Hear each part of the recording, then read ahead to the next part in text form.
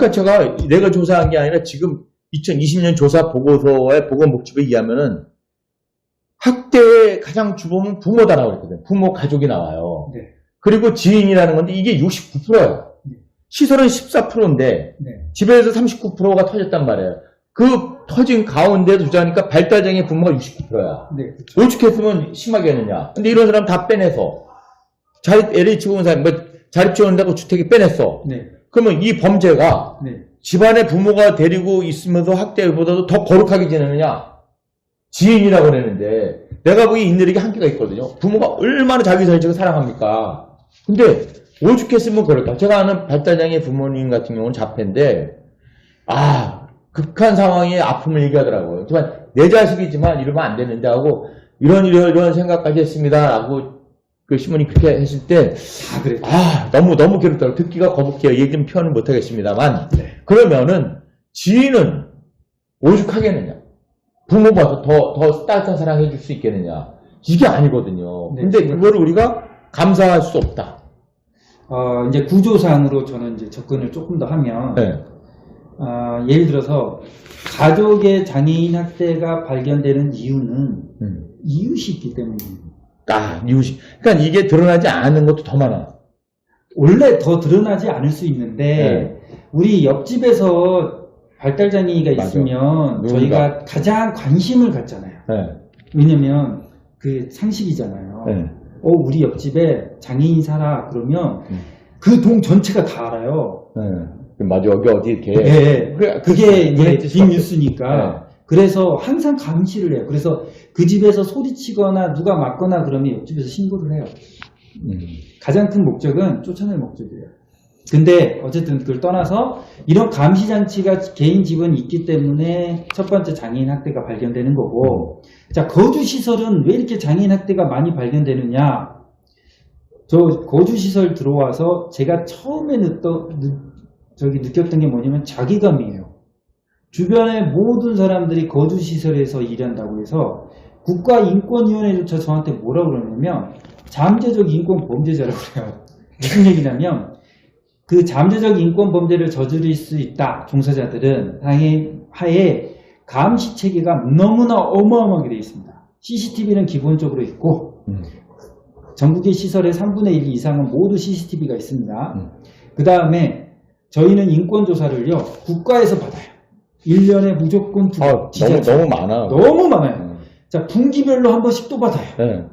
교육만 해도요 20몇 시간씩 받아야 돼요. 우리 직원들 보면은 어떻게 보면 자존심 상할 정도로 자존심 상할 정도로 완전히 이게 이렇게 하는데 집은 확인이 안 된단 말이에요. 그럼에도 불구하고 우리 14%야. 예, 이렇게 하니까 나와요. 나올 수밖에 없어요. 근데 감춰주면 더 나와야 되는데 네. 아니 그나마 주변에 의해서 신고돼가지고 나온 게 39%야. 그렇죠. 이거는 더 심각할 수도 있는 건데 밝혀지지 않은 건 많단 말이에요. 일단은 지원주택이 너무 심각한 게 그러니까 이게 이웃이 없습니다. 네. 그러니까 즉각 들어가서 빌라 단독주택. 네. 그러니까 자기가 자기 책임지는 거야. 그리고 누가 들어와. 네. 그럼 확인이 안 돼. 네. 근데 범죄 대상 외부에서는 통계는 그런데 안에서는 오죽할까? 짐작은 하지만. 짐작은 하지만 저희가 이제 실제로 지원주택을 들어가 보고 싶어서 기자들까지 시도를 많이 했어요. 근데 단독 건물에 이 앞에 통제를 지원주택 센터가 하는데 그 건물에 사무실이 있어요. 사무실. 네, 사무실까지 그 건물에 있어요. 그러면 완벽한 통제하에 있는 거잖아요. 누가 보더라도. 네. 그래서 누가 들어왔다 누가 나왔다 이거를 자기들이 다 보고받고 하더라고요. 그러니까 이게 연립주택 한번 가보자요. 11평, 17평. 얼마나 답답하겠어요. 그 안에 갇혀있고. 네. 그 안에 사무실, 그 입구 있고. 네. 옛날 그 연립주택 앞에 그런 사무실이 있었잖아요. 이렇게 어딘데. 네. 근데 그런 시스템인데, 이게 뭐 방 구조도 크지도 않고, 뭐 베란다도 그 방화 문제로 이렇게 베란다 만든 거 가지고 터가지고, 그게 공간이 조금 넓히려고 하는지 모르지만, 빨리도 넣어야 되고, 뭐도 하게 얼마나 많겠습니까? 자, 그렇게 했는데, 서울시에서, 뭐 국회의원에서 자료 요청해도 우리가 받은 자료에 의하면은, 2013년서부터 2021년까지 장애인 전체 탈시설 장애인이 938명 나왔습니다. 예. 그런데 이게 지원하는 자립지원주택과 지원주택에 들어간 이 중에서 숫자가 263명이고 네. 나머지는 어디 갔어요? 어떻게 된 거예요? 공문에도 나왔지만 자립했기 때문에 자립 완료로 네. 관리를 안 한답니다. 아니, 어디로, 분명히 나왔으면은, 네. 우리 같은 경우 시설에서 그룹 보면서 나갔잖아요? 네. 계속 모니터링해서 보고하라고 그래요. 그쵸. 1년 동안. 그럼 근거는 남아. 네. 근데 거기는 좀 괜찮은 친구예요. 3급 정도. 그럼 여기는 1, 2급이란 말이에요.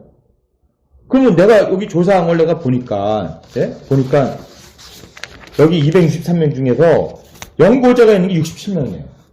나머지는 없죠. 나머지는 없죠. 그럼 이 사람들 어디 갔냐 이거야, 내가 보기에. 그 죽는 경우도 있어, 사망도. 네. 그러면은, 이 사람들이 시설에서 나갔으면 모니터링해서 어떻게 살고 있다.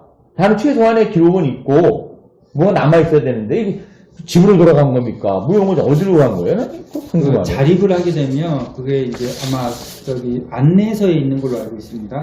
저기 시설 안내서에 네. 자립한 사람을 3년에서 5년간 아까 얘기하신 대로 전화해가지고 각 시설에서 뭐 1년에 몇 번씩 전화해가지고 확인만 하는 거예요. 네. 그냥 잘했는지 못했는지 잘 살고 있는지 실제로 의미가 없는 거죠. 그렇게 돼 있고 그러면 이렇게 생각하시면 돼요. 자립을 해서 임대 아파트에 독립한 사람을 아까 얘기했듯이 서울시나 시설에서 들어가서 어떻게 확인해요? 아니면 그걸 왜 관리를 해요? 혼자 사는 사람을 관리하는 것 자체가 헌법의 위반입니다. 그러니까 자립생활주택, 지원주택 등에 263명이 거주하며 네. 관리 중입니다. 이렇게 있잖아요. 근데 왜 모두를 관리 안 하고 요 사람들만 관리할까요? 그 사람들은 자립지원주택 있잖아요. 지원주택. 네. 대부분 이게 이제 2019년도부터 나간 사람들이 대다수를 차지하고 있어요. 네. 말 그대로 서울시에서 야심차게 했던 지원주택 사업에 들어가 있는 사람들이 대다수예요. 거의 250명 정도가 그거고 나머지는 몇 명 자립했던 사람들이 다거든요. 이 사람들에 대해서는 지금 특별보조금이라는 게 나오고 있습니다. 이 사람들 연금공단에서 활동지원사 파견금이라는 게 나와서 줘야 되는데 그게 24시간 지원도 안 될 뿐더러 형편없단 말이에요. 그래서 이 사람들한테 그러면 활동지원 시간을 좀 더 늘려주고 그 다음에 이런 특별보조금을 줘야 될 거 아니에요? 그러면 그 특별보조금이 지급되는 것은 센터로 지급되겠죠? 그러니까 이 사람들은 관리를 할 수밖에 없는 거예요. 아니 근데 600명은 네. 600명은 주택이 없으면 못한 겁니까? 어떻게 나간 거예요? 그 사람들은 지금 몰라요. 그러니까 내가 보기에 이게 궁금하다는 얘기죠. 그래서 개인정보로 관리를 안 한다. 왜 관리를 안 할까? 그러니까 이게 이제 문제인 거예요. 관리 못하고 있는 거죠, 이게. 못하는 거 안 하는 거예요. 안 하는 거죠. 이게 이제 각 센터, 이 자료에 보면 운영자라는 게 나와요. 운영자에 보면 여기에 무슨 IR 센터들이 나와요. 양천시의 IR 센터 막 이렇게 나오잖아요. 네. 자립생활센터 이런 곳이나 활동지원센터에서 그 나머지 600명들은 실질적으로 사람을 파견해야 되니까 활동지원사를 파견해야 되니까 그쪽에서는 따로 관리를 하고 있을 거라고 추정은 됩니다. 그런데 이게 통합관리는 임대주택이 나가서 혼자 살기 때문에 사실상 불가능해요. 법상. 그러니까 저희가 이제 이거를 우려하는 거예요. 아까 얘기했듯이. 전수조사가 필요하다. 진짜로 지금 벌써 10몇 년, 거의 15년간 시행이 됐잖아요. 서울뿐만 아니고 서울만 이렇게 했는데 부산도 정말 많이 했다고 해요. 그러면 이 사람들이 실제로 나가서 잘 살고 있는지 성과는 어떤지 이런 것들에 대해서 조사를 할 필요성은 있다. 공공 일자리에 참여. 네. 또 어떤 거는 이제 미참여도 있는데, 네? 일자리 참여를 일을 시키는 건가요? 네. 장애 일 시키지 말라면. 우리 시설에서 우리 친구들이 뭐 좀 하려면 못하게 해요. 왜? 걸려. 시설에서는 못하게 하죠. 나가서는 왜 일 시켜? 이 능력이 안 되는 친구들인데, 우리 장애 있는 친구들이요? 이걸 저는 좀 심각하게 보고 있습니다. 나가는 어떤 사람들의 이런 집단적으로 이런 일을 벌일 이유 중에 하나라고 보고 있어요. 그 일자리 사업이라고 해서 국가에서 막대한 돈을 장애인 일자리 사업을 주고 있어요. 사업비를. 그 사업비를 주로 가져가는 곳이 이런 센터들 전장현이죠. 그렇죠. 그러면 사업비를 타왔잖아요. 그럼 장애인이 필요하잖아요. 일할 사람. 근데 여기서 이제 정말 골 때리는 게 의사표현이 가능한 지체장애인들은 하기 싫어해요. 내 몸이 힘들어요. 그죠? 그런데 공공일자리는 맨날 정기적으로 나가서 계속 해야 되잖아요. 그렇죠. 그러면, 근데 안 해도 되잖아요. 먹고 사는 데 지장 없잖아요. 그러니까 참여율이 굉장히 저조해요. 그러면 여기에 참여할 사람들이 필요해요. 그래서 저희가 동영상 공개했던 3명 중에 1명, 그런 사람들조차도 공공근로에 참여를 했다고 합니다. 그 확실한 제보를 받았는데, 그 공공근로라는 것도 정말 너무나 충격적이게도 그런 어떤 집회, 장애인 집회에도 참여를 했다고 하더라고요. 여기서 이제 자세한 자료가 이렇게 많이 나와 있는데, 이 자료에 의해서 개인이 정말 나가도 행복하게 살 수 있을까? 서울시가 의도적으로 이렇게 나와서 살아야 된다라고 했으면은 건강하게 살고 있는지를 봐야 될 책임과 의무가 있다, 이거 제가 보기에는요. 저는 그건 있는데, 그거를 아는 게 직무유기냐, 뭐 개인이기 때문에 뭐 관리 못한다, 이런 식으로 하면 가지고 면평으로 쫙 빠져나가면 안 된다, 내가 보기에는. 그 다음에, 우리 친구가, 아니, 뭐든지 보면은 무슨 이 장애는 특별하게 이제 심한 장애라고 자기네 해놨으니까, 심한 장애이기 때문에 어떤 대상이든지 간에 우리는 돌볼 의무가 있어요, 사회에서는. 그 사람들 가까이서 봐야죠. 뭐가 불편한 건지. 근데 못 본다. 개인의 문제다. 이런 식으로 하면 안 된다는 얘기죠. 그래서 지치장애는 뭐 떠들어도 뭐 하든지 다 얘기가 들어와. 팔자장애는 그게 안 들어온단 말이에요. 할 수가 없으니까요. 그러니까 이게 문제. 이거 사과 범위에 있는 게 바로 이런 분들이다. 그러니까 900몇 명이 나가는데 그 중에서 203명만 가려고 나머지 600몇 명은 모른다. 그렇죠. 그럼 거기서 죽어나는 것도 모른다. 만약에 이때면은. 그렇죠. 이게 문제야. 그리고 다 하는 사람들이 다 여기 보면은 다 그런 데 있어. 뭐 예를 들어서 엔젤7이라든가 무슨 신화원 다 이게 다 있죠. 리스트가요. 네. 그다음에 프리웰 뭐 쭉 있네. 뭐 도배를 했네. 그다음에 충현복지관 뭐 나름대로 이게 쭉 있어요. 보면서 이 사람들이 과연 어떤 모습으로 살아나갈까. 또 이분들에 대한 자료 안에서 우리가 이번에 10월 19일인가요? 네. 그날 우리가 법원에 문제 제기되는 것도 이 숫자 포함되어 있나요? 네, 여기에 들어가 있는 사람입니다. 그러면 문제가 좀 더 심각하게 볼 수 있네요.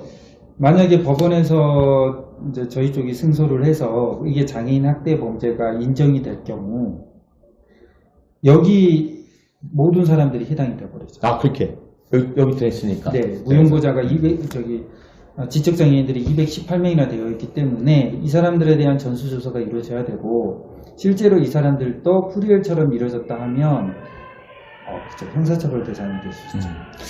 자, 그러면은 이제 이 범위를 넘어서서 그다음 나머지 숫자에 대한 그 관심도도 우리가 좀 의식 있는 기자 선생님들이 좀 판단해서 추적했으면 좋겠는데, 네. 그거는 이제 우리가 한계가 있잖아요. 근데 그분들이 얼마만큼 알려주고 참여의식을 갖느냐, 네? 이제 그런 거를 조금 관심 있게 봤으면 좋겠습니다. 네. 여기에 대해서 혹시 덧붙여 주실 말씀 있으면은? 글쎄요. 지금 저희는 지금 7월 15일하고 7월 19일 이게 이제 같으면서도 약간 다른 사건으로 되어 있는데 이 사건이 어떻게 되느냐에 따라서 저희가 인정되느냐 못 받느냐에 따라서 크게 영향이 끼칠 거라고 생각하고 이거와는 별개로 무용고발달 장애인들의 본인 의사 표현이 불가능한 것은 누구나 인정하는 사실이잖아요. 그렇다면 이 사람들의 자립이라든가 아니면 이 사람들이 어떻게 지원해야 될 것인가에 대해서 구체적으로 논의 기구가 꼭 필요하다고 보고 있습니다. 네. 펀 스튜디오. 정말 즐겁고 기쁜 마음으로 이 스튜디오가 차려졌으면 좋겠습니다. 네. 맨날 무거운 얘기, 또 아픈 얘기만 하니까 죄송한데 제가 뭐 유튜브 이렇게 보면은 사회 들어가는 거, 뭐 사는 거, 외국에서 어떻게 사는 거에 대해서 뭐 몇만 명이 보고 글쎄요. 그런 거들 보면서 어떻게 와서 이렇게 살아가고 이런 과정에서 뭐 재밌게 살거나 뭐 하거나 그게 뉴스거리가 될 수 있을지 모르지만 우리가 사회 공동의식 안에서 나약하고 소외된 사람들이 정의롭게 살 수 있느냐에 대한 문제를 판단하지 못하고 그냥 즐겁게 사는 거, 행복하게 하고 그냥 먹고 즐기는 거 이게 뭐 그런 것도 뉴스거리가 되겠죠. 근데 우리가 이제 추구하는 거는 고통받고 어려운 사람들이 무책임하게 사회에서 버려지고 위선과 탈선으로 인해서 왜곡된 방법으로 시민들에게 접근하고 알려주는 거, 이건 난 분명히 깨야 되겠다. 이런 의미에서 오늘 박정희 씨하고 저하고 또 이런 의미에서 한 걸음 더 나가는 뉴스를 오늘 여러분들에게 보여줬습니다. 또 다음에 기회 있으면 다른 방법으로 또 우리가 소식을 전하도록 하겠습니다. 감사합니다. 네, 감사합니다. 구독, 좋아요, 알람 설정 해주세요. 예, 해피엔딩. 나를 부르네 함께 찬양하라